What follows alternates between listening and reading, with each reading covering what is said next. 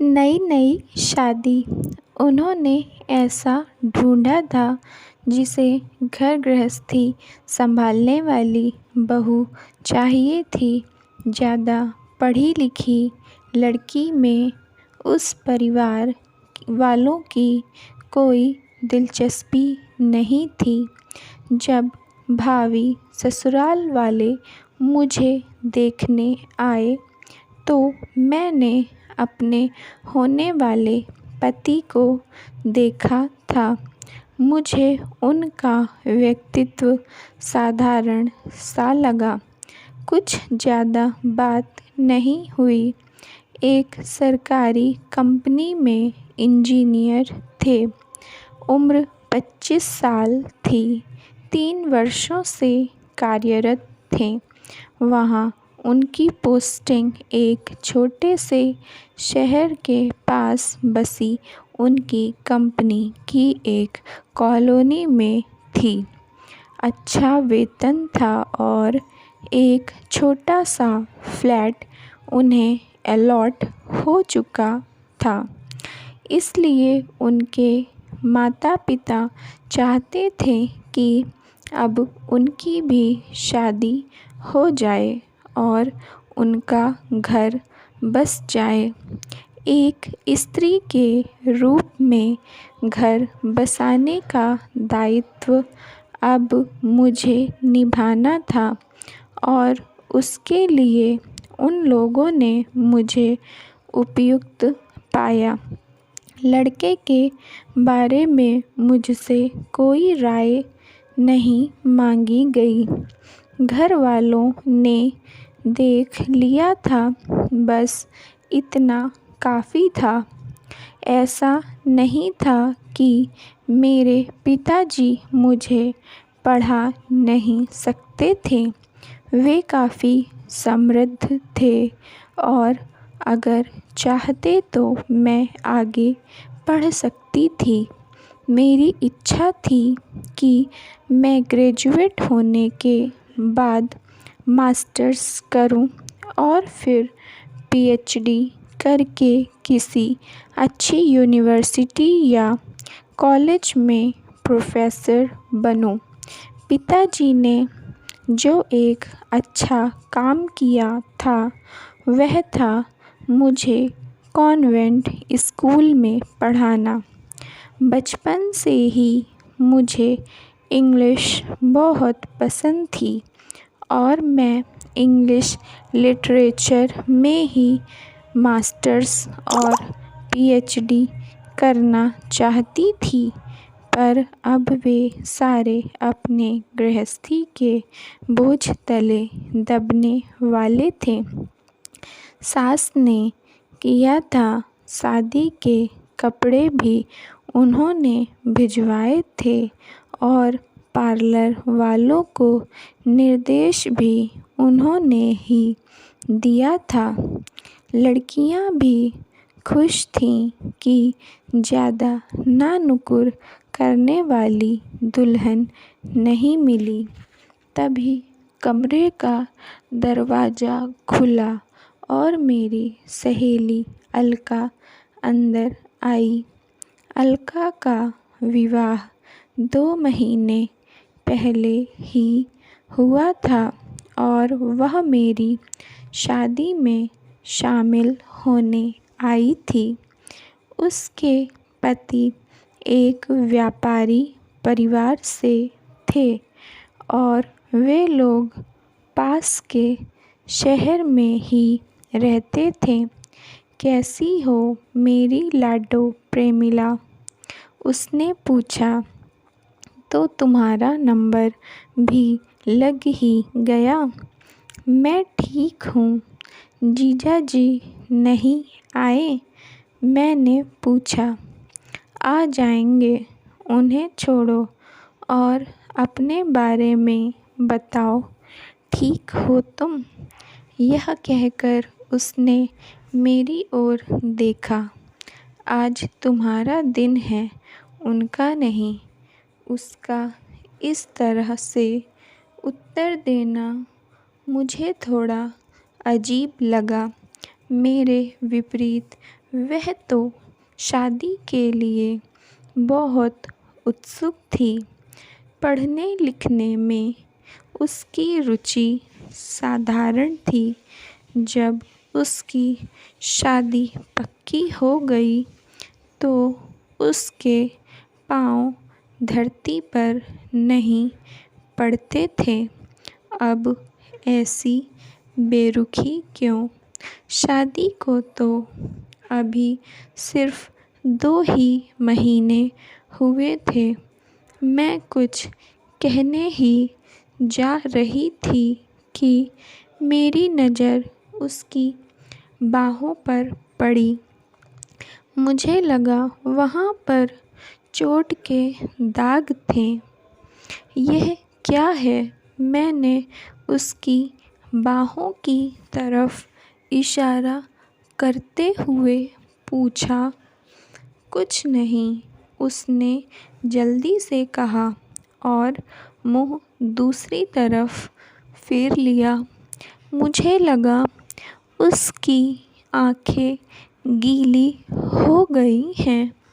मैंने पार्लर वाली लड़कियों को 2 मिनट बाहर जाने को बोला और अलका को अपनी तरफ खींचा। बता ना, क्या हुआ है? उदास क्यों लग रही है? मैंने थोड़ा ज़ोर से पूछा। और क्या होना है, बस शादी हुई है। यह कहते हुए वह फपक पड़ी। फिर उसने बताया कि कैसे उसके पति को उसमें नहीं, बस उसके साथ संबंध बनाने में ही दिलचस्पी है। शादी की पहली रात वह रजस्वला थी, पर उसके पति ने फिर भी ज़बरदस्ती संबंध बनाए। अब भी अगर वह उसकी इच्छा पूरी ना करे तो वह हाथ उठाने में भी नहीं चूकता।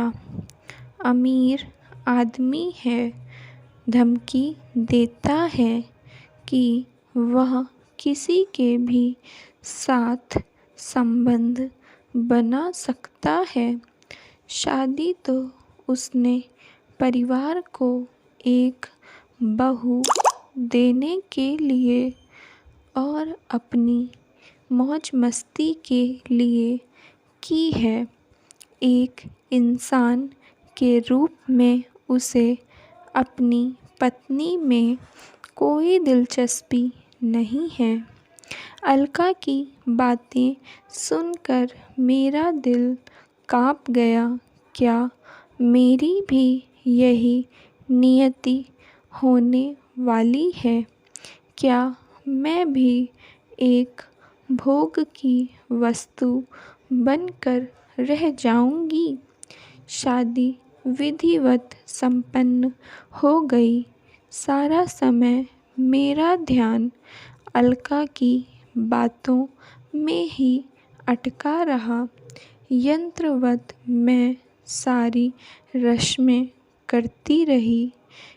1-2 बार मैंने अपने पति की तरफ देखा और अंदाज़ा लगाने की कोशिश करने लगी कि क्या इस साधारण से दिखने वाले व्यक्ति को मुझ में एक इंसान नज़र आएगा, या उसका उद्देश्य केवल मेरा शरीर पाना ही है। पर वह एकदम तटस्थ से बैठे रहे। रस्मों के बाद फ़ोटो खिंचवाने वालों का तांता लग गया और फिर विदाई की बेला आ गई। मुझे बिल्कुल रोना नहीं आया। पिता के लिए तो मैं एक बोझ थी जो आज उतर गया था। 2-3 आंसू छलका के मैं अपने ससुराल पहुंच गई। अब आगे की ज़िंदगी के लिए मुझे तैयार होना था। मेरे ससुराल वाले ठीक ठाक लोग थे। अच्छा बड़ा घर था उनका। वहाँ पर भी कुछ रस्में हुईं और फिर मेरी ननद मुझे मेरे कमरे में ले गई। लो भाभी, अब आराम करो, भैया अभी आते होंगे। यह कहकर वह हंसती हुई चली गई। कमरा अच्छा था और फूलों से सजाया हुआ था। फर्नीचर पुराना था पर उस पर अच्छे रखरखाव की झलक दिख रही थी। खैर, अब तो पिताजी का दिया हुआ फर्नीचर आने वाला था। यह सब सोचते हुए मैं दर्पण के सामने जाकर खड़ी हो गई। अपने वजूद को दुल्हन के लिबास में निहारा, फिर अपने गहने उतारने लगी। गहनों के भारीपन से सिर दुखने लगा था। इतने में दरवाज़ा खुला और मेरे पति अंदर आ गए। आप ठीक हैं? खुश तो हैं? उन्होंने पूछा। मैं चुप रही, पर आप शब्द सुनकर थोड़ा अच्छा लगा। पर तभी अलका का सारा वृत्तांत आँखों के सामने आ गया। अब ज़बरदस्ती का रिश्ता शुरू होगा क्या? शादी इतनी जल्दी हो गई कि हमें एक दूसरे को जानने का मौका ही नहीं मिला। वे फिर बोले, पति पत्नी तो हम बन गए, पर मैं चाहता हूँ कि अपने रिश्ते को आगे ले जाने से पहले हम दोस्त बने। आप क्या सोचती हैं? मैंने सिर उठाकर उनको देखा।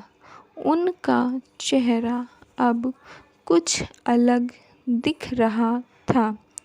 सारी उम्र मेरे पिता ने कभी मेरी मर्ज़ी नहीं पूछी और अब यह आदमी मेरी मर्ज़ी पूछ रहा है, वह भी उस घड़ी में जब मर्दों को अपनी मनमर्ज़ी करने की जल्दी होती है।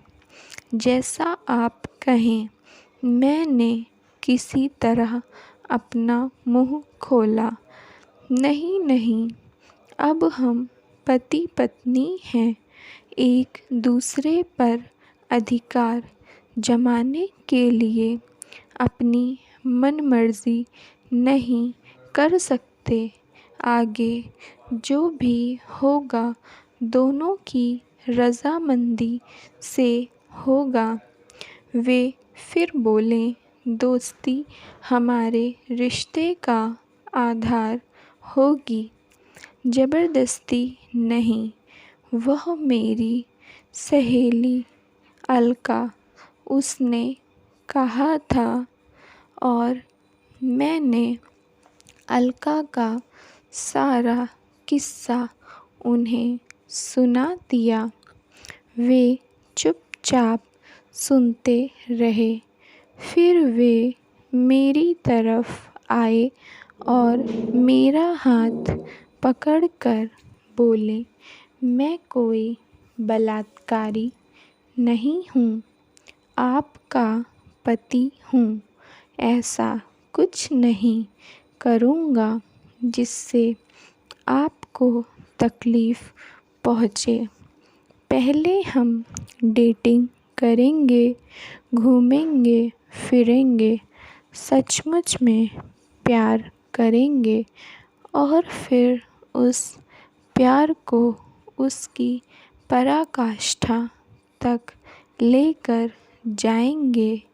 यह मेरा आपसे वादा है, जिसे मैंने साधारण समझा था वह तो असाधारण निकला। उस रात हम एक ही पलंग पर सोए, पर बीच में उन्होंने खुद ही तकियों की एक दीवार बना ली।